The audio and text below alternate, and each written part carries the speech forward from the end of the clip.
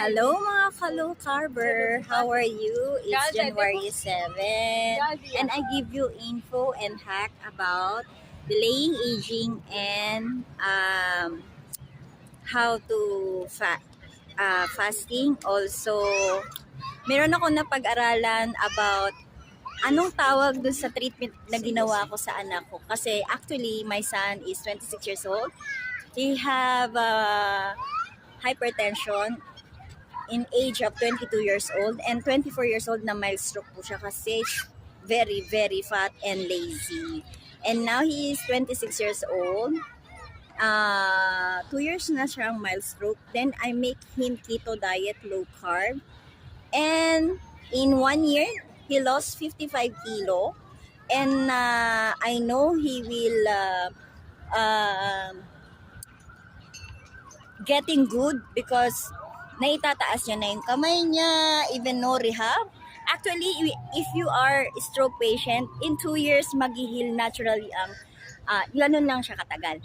Nag-heal po ang ating katawan. So, it's a proper food. If you know about low carb, aralin po natin yan. It's help our body metabolism. Actually, ang nangyari sa anak ko, it's anti-aging metabolic maintenance. So, I know, matatanggal na po yung maintenance niya. And I thank God, one of my client from Georgia, pumunta pa po dito sa Abu Dhabi.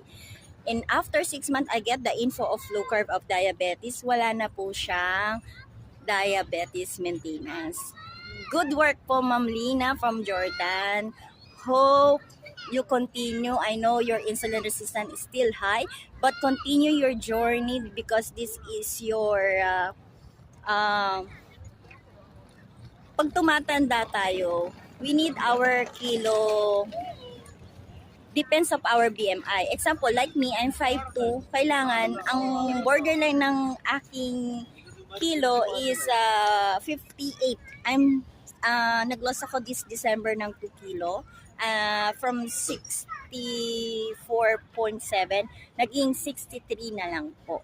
And now, I'm still obese.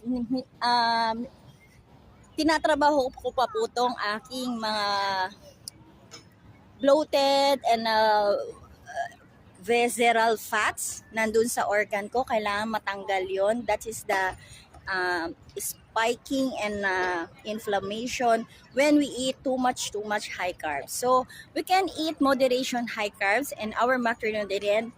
To get our ketones adaptation, we need high fat and high protein for amino acid and fatty acid, and all